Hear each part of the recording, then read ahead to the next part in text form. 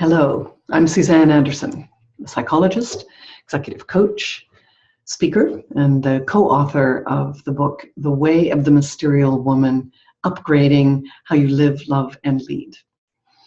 My work is dedicated to the awakening of consciousness and leadership capacity in women. I'm interested in the opening of the channel in ourselves that will allow for the unfolding of what I believe is the next level of our evolutionary potential to come online. And I call this innate potential Mysterial. My sense is that this is actually a kind of evolutionary imperative that we are able to call forth more of our feminine and masculine skills right now to meet these very challenging and complex times. This is a little video series, which I hope you're following along with me. This is the third in the series of videos that I'm doing to speak to each of the 5 gates in the developmental pathway that I've spent several decades now decoding that helps women to actually unlock this innate potential. The first 2 videos are already out there, and I would recommend that you watch those. You might even want to pause this one and go back and watch the mother and the hero first, and then come here to this third one, which is a video on the father archetype, and in particular the father wound as it lives in women. So just in case you are coming here without having seen the other 2 first, I need to say a little bit about where this consideration of the father wound fits in the larger kind of sweep of our own development as women. So the first 2 gates in this sequence, and the word sequence is specific. This is actually a developmental sequence where one gate follows after the other, and they follow along the same developmental pathway that we went along as young babies all the way through to elderhood. So the mysterial sequence, as I call it, actually tracks that pathway and goes back to liberate the feminine and masculine strengths that kind of lit up at each stage of this developmental pathway that we may have left behind. So the first gate is the mother, and then the hero arises in a polarity. This is what I call the first polarity, the first 2 gates, this first yin essence and the first yang essence. Now, when we get to the end of that, there is sometimes what I like to think of as a sort of steep vertical climb up to the 3rd gate, which is the father sequence. Because by the end of the hero, we've learned how to penetrate the world. We have some agency, the best case scenario. We know how to be in the world and make things happen. But we can't just do that forever, thrusting ourselves into the world in various ways. At a certain point, we actually have to build something. And this is the territory then of the father archetype.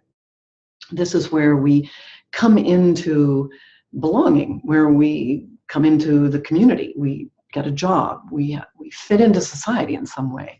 We maybe we pay rent. We buy a house. We have a mortgage. Maybe we have children. All these things that we do that begin to establish us within community, within a pattern of relationship with other, where the heroic energy, the end of the 2nd gate, is very individual.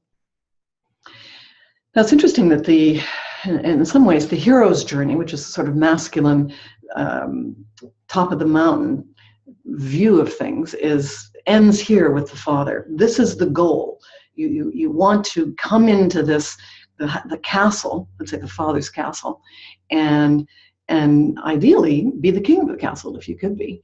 And the promise that if you and when you get there, and if you behave in the right way and you follow the rules, you will be taken care of. You will be safe.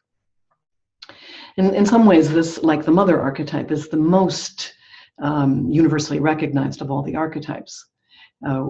There is, obviously, in our conception, there is a yin field. There's the feminine egg, and there is the father that penetrates that egg.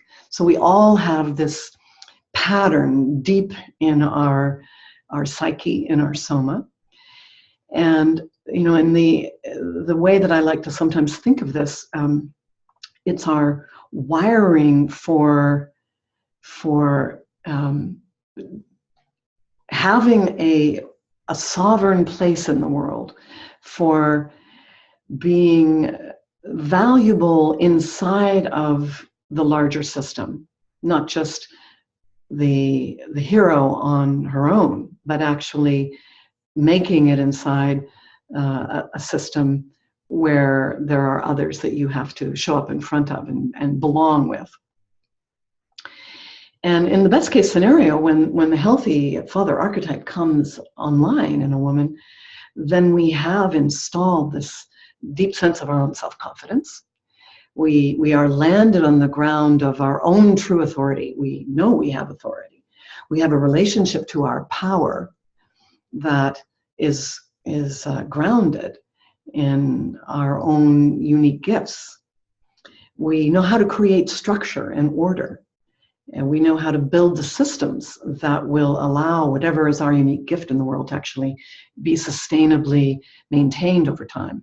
Sometimes I think of the difference, for example, between the mother and the father archetype, because they both have a kind of holding element to them.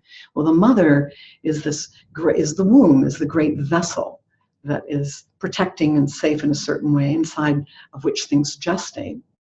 But the father vessel is more like a big ship. It's going to move somewhere, and it actually has to be constructed in the right way for this movement to take place, because there are going to be some engines in it that are going to have to move it somewhere. You want your creative seed, which gets incubated in the mother archetype, to actually come into the world through the hero manifestation, but then you want it to have the structures and systems that actually support it in your life.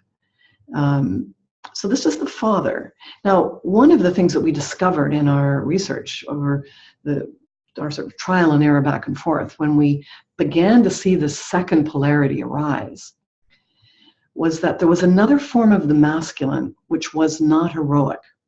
Now, the basic, the more mainstream way of looking at feminine and masculine in men and in women was the more mothering aspect of the feminine, and then let's say the more warrior or heroic aspect of the masculine.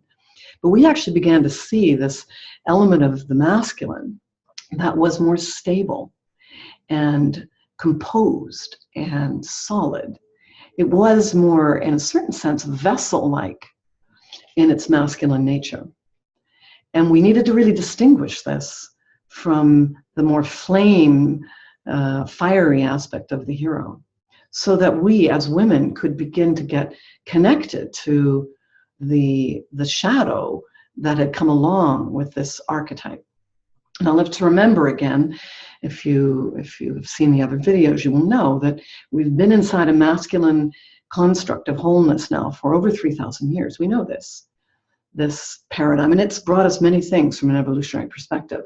And certainly the father archetype, when it came in after the warring tribes had done their work to sort of break up the stagnating elements of some of the mother influence that had been around for 50,000 years. But when the father archetype came in with the traditional wave in culture, it was necessary to actually build some systems and structures, and monarchs began to arise and order. And then later in the modern era, we saw the rational mind come in a really strong way. Beautiful developments in this, we could call them now the more patriarchal pattern. So we can say we never would say this was the wrong development, but for women, what has happened then in this great sweep of father archetype for so long, it has been what we can call a father wound, cultivated and passed down generation after generation, and it has to do with a deep sense of ultimately not belonging. The limiting belief here that we saw in the unconscious and very often in the conscious mind of women, hundreds of women that we worked with, was, I do not belong. I do not belong. a sense that no matter how hard I try, I can't quite fit into this pattern that emphasizes and values power over the rational mind over the intuitive. It values order over free flow. It values my group over your group, belonging and fitting into the rules of this way of being if you're going to be taken care of. And this has really tilted us into often a collapse of our own authority. And of course, in these days, I would say, and perhaps you would agree with me, that more than ever before, we really need to stand on the ground of our own value. Now, this is the mother. I know that I am enough just as I am.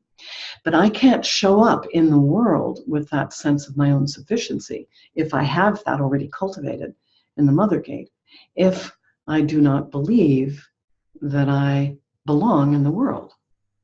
And so just take a moment to feel into that limiting belief and how that might live in you. I do not belong.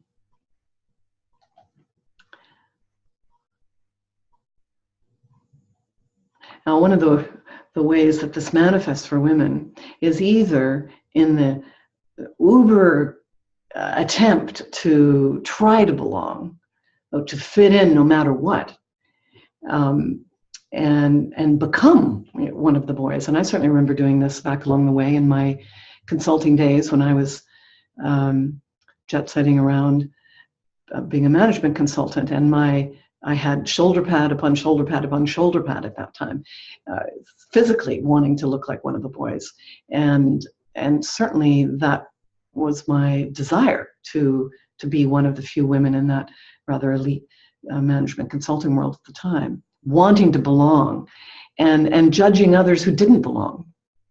You know, it's been interesting, certainly in those days, and I still see this today, that many women who have worked very hard to fit in to this, what I would call more hyper-masculine patriarchal power structure, are very judgmental of other women who do not do that, and are not likely to reach back and start to mentor other women, or they want to mentor women in the pattern of becoming one of the boys.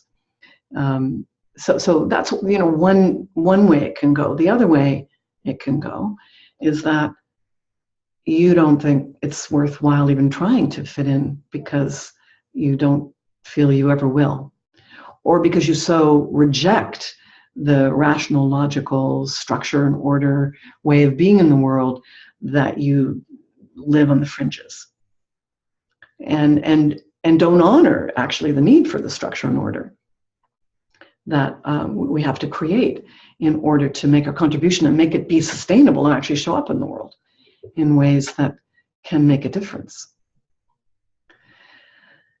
So this wound, you know, the painful embodied wound of I do not belong must be healed now in us. And as I have said before in the other videos, this third gate really needs the first polarity opened up in order to be able to come into a sense of the liberating belief here when we do the shadow work that says, at home in myself, I naturally belong.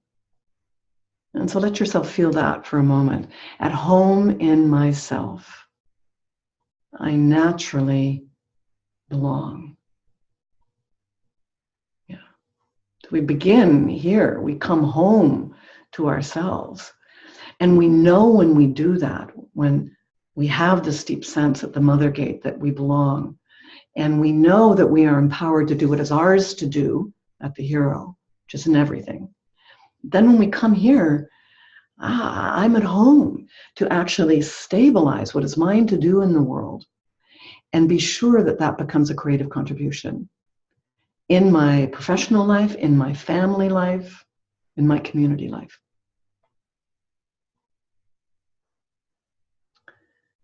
And the other element of this healthy father, when the shadow work is done, is that it's a it's a kind of awakens a kind of dignity line in the body.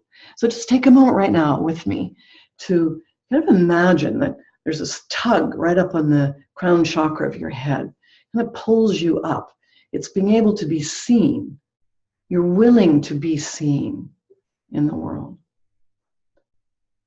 You are open to the visibility of the world, to be recognized for your being and your doing,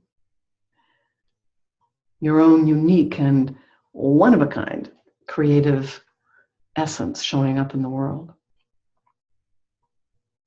This is also the place where a sense of belonging in a friendly universe can open up, where you do not feel alone, not only because you are willing to take your place here on the planet now, even though you may be different than the patriarchal pattern, but you also recognize that you are part of a web of connection with many other beings, humans and all beings, and that you are in this beautiful universe to bring your own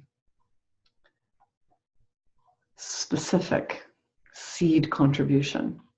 And in these days, I think this is vital, that we are, each of us, willing to grow up, to do the work, to actually open the channel so our deepest innate potential can come through, so that we can really be seen through the beautiful ways that we are stewarding the world, using all of our feminine and masculine gifts together. So I want to offer you a couple of practices here, as I do at the end of each of these videos, that you can just right away start to cultivate this part of your capacity, this beautiful expression of you here at the Father Archetype. The first one is the self-observation practice. So now that I've brought it to your attention, this how the limiting belief lives in the body, heart, mind, I want you to just go through this next week and see, how does I do not belong show up for you? In what ways do you notice this? Because even the very noticing of this operating can shift it from just an unconscious pattern that either pushes you too far into something or has you just say, forget it, I can't do it. Once you recognize that that's operating, you can rest back and settle back and like, well, that's not true. That's not true. I do have something to contribute here. So notice when you're in uncomfortable situations or when you feel activated, if that belief is operating. And then the second practice I'm going to give you is something that's also in our book. And we call it the 3 good things practice. It's actually based on the work of Martin Seligman, who's a positive psychologist. And this is a very simple thing. What you do in the morning is you reflect back on the day before and you write down 3 good things that you did the day before or that happened, you had an experience of. And in particular, what did you do that had those be good experiences? So it could be, a number of people enrolled in my new program. Then that was a wonderful, good experience. Well, what did you do that had that happen? Well, I sent out emails and I wrote a letter to a former student, or, what did you do? What were the positive things that you did that had that experience occur?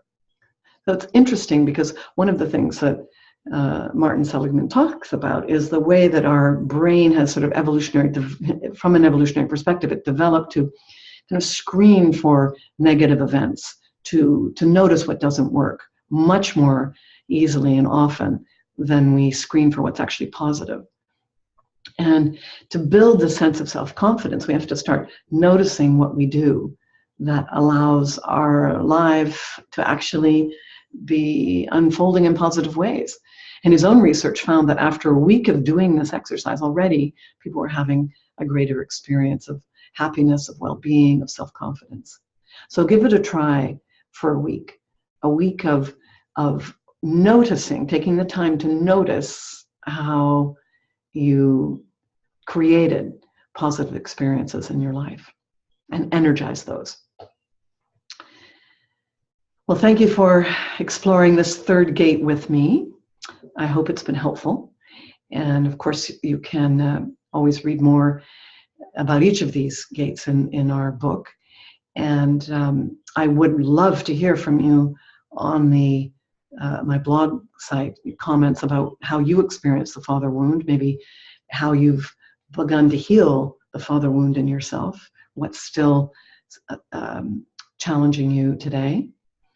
And I would like you to see this gate in the context of all five. So if you haven't already, go back and watch the first two, and then stay tuned for the other end of this polarity, a more yin gate that lights up. That's going to be my fourth video, the maiden archetype. And then the fifth video, the fifth gate in the sequence, the crone. And then, of course, to go more deeply and actually do the work that begins to unlock us from these beliefs, I hope you'll consider coming into the Mysterial Leadership Essentials program, which is my global online 10-week course. And in this program, we awaken each of the archetypes. We go deeply into what is the energy there and engage in practices together to start to open the sequence. It's a bit like unlocking, getting the combination right in a lock for our deep innate and beautiful mysterial potential to unfold. All right, I hope to see you at the maiden video, and bye for now.